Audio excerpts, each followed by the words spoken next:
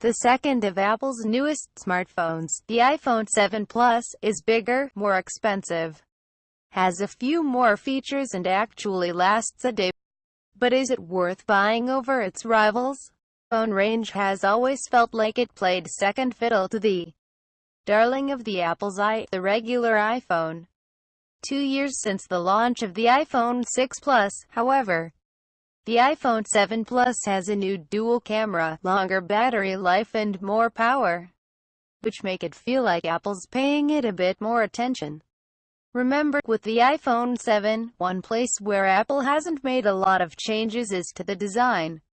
Side by side with either the iPhone 6 Plus or iPhone 6s Plus, you'd be hard-pressed to tell them apart. There's no headphone socket in the bottom, of course, and the antenna lines are a little less obvious, at least on the black version. But there's still an ugly camera lump on the back, and that is even larger now. The back also looks a bit plainer and somehow cheaper with a top and bottom plastic edges, created by the antenna bands. The industrial design of the smartphone is now 2 years old, and it shows.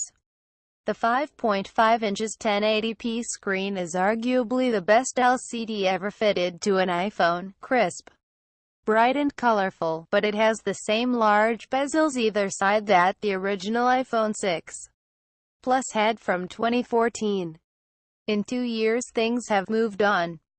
The iPhone 7 Plus is now a very large device, despite the screen being one of the smallest for a phablet. Compared to rivals with the same 5.5 inches screen, the iPhone 7 Plus is 77.9 mm wide, which is 3.2 mm wider than the OnePlus 3 and 5.3 mm wider than the Samsung Galaxy S7 Edge. The Samsung Galaxy Note 7, which has a larger 5.7 inches screen, is still 4 mm narrower than the iPhone. Why does width matter? The wider the device, the harder it is to hold with one hand. No matter how much you might consider a phablet a two-hand device, at some point, you will have to use it with one hand, and that's when people tend to drop their smartphones. At 77.9 mm wide, with smooth rounded sides that feel nice but are slippery to try and grip, the iPhone 7 Plus is simply too wide for me to manage with a not abnormal hand span of 23 centimeters. That was the case for almost all phablets 2 years ago. But in 2016 you can have both a 5.5 inches or larger screen and make it manageable. I've lost count the number of times I've almost dropped the iPhone 6 Plus, iPhone 6s Plus and now the iPhone 7 Plus, when the same can't be said of its modern competitors. The iPhone 7 Plus, like its smaller sibling, is now waterproof to IP67 standards. 1 meter deep in fresh water for up to 30 minutes. It means that while going swimming with the iPhone 7 isn't recommended, it will survive a drop into the wash.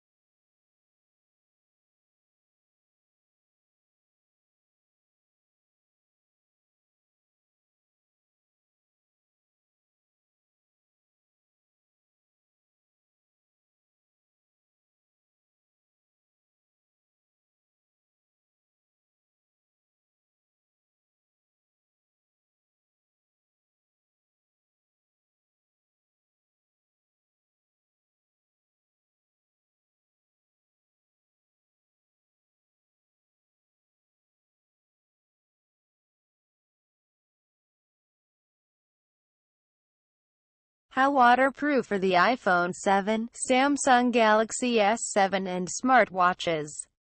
It also has stereo speakers, which are louder than last year's but do not provide good stereo separation. The bottom speaker is just as easy to block too.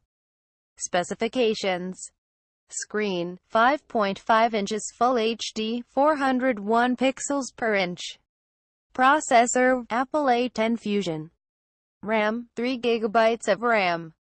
Storage, 32 128, 256 GB. Operating system, iOS 10. Camera, dual 12MP rear cameras, 7MP front-facing camera. Connectivity, LTE, Wi-Fi SE, NFC, IR, Bluetooth 4.2, Lightning and GPS. Dimensions, 158.2 by 77.9 by 7.3 mm. Weight, 188 grams. A good day of battery. The iPhone 7 Plus has Apple's new A10 Fusion processor, which, like most processors used in Android smartphones, has 4 processing cores split into 2 pairs. One is a high-performance pair of cores, the other is a pair of energy-efficient cores. The iPhone 7 Plus feels as snappy as the iPhone 7. It has more RAM, but the difference isn't noticeable. It feels a little bit faster than the iPhone 6s Plus in day-to-day activities, and significantly faster with some tasks such as photo. Using it as my primary device with 3 hours of app usage in browsing, hundreds of emails and push notifications, a couple of photos, 5 hours of music over Bluetooth headphones, and the odd game of Jetpack Joyride during my 1-hour and 20-minute train commute to and from work. It lasted an average of just under 27 hours between charges, meaning it made it to around 10:30 a.m. the next day. It dropped about 5% in 8 hours overnight with Do Not Disturb mode active. That kind of battery life means that you can be confident it will get you home after a night out. You will have to charge it each night, but unless you're shooting 4K videos all the time, not during the day. Which is a good thing, because fully charging the iPhone 7 Plus takes ages. It's one of the slowest charging smartphones available. From 0 to 100% takes over 3 hours 20 minutes, when most of the competition gets it done in close to an hour. Charging overnight is recommended, as topping up in the day takes a significant amount of time. Connected to the charger. iOS 10. The iPhone 7 Plus runs the same version of iOS 10 as the iPhone 7 and last year's iPhone 6s models. Improvements on iOS 9 include rich notifications, quick replies and widgets, like the iPhone 6 Plus and 6s Plus before it.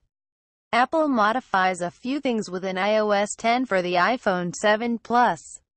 The icons on the home screen, the notification shade and the control center rotate with the screen, making it easier to use in landscape. Productivity apps such as Mail and Calendar also have split-screen views for landscape. And while some are useful, others feel cramped and not a good use of screen space. Touch ID, Home button, and Taptic Engine. The Touch ID fingerprint scanner under the Home button is the same as that fitted to the iPhone 6s Plus and iPhone 7. It is fast and accurate, although not quite the best in the industry. The Home button is no longer a physical button, however. It's been replaced by a pressure-sensitive pad. Pushing it activates the Taptic Engine, giving a little vibration that feels like the whole bottom half of the phone depresses like a big mouse button. Some will love it, some will hate it. I quite like it as one of the best features of the iPhone. With short, sharp clicks, taps and vibrations for notifications and general feedback. It is genuinely the best thing Apple has created in years. Dual camera.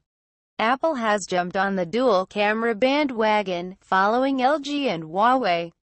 Apple's approach is similar to LG's. One camera has a standard wide-angle f1.8 lens, the same as fitted to the iPhone 7. The other has a slower f2.8 lens with an effective 2 times magnification compared to the standard lens. It gives the iPhone a 2x optical zoom and up to 10x digital zoom, which is a mixed bag. Images captured with the standard camera, which has optical image stabilization, are crisp, detailed and colorful, even in low light conditions. They are the same as those captured by the iPhone 7 and are performance in my testing compared to the iPhone 6s Plus. For comparison, the Samsung Galaxy S7, S7 Edge and Note 7 have cameras with f1.7 lenses.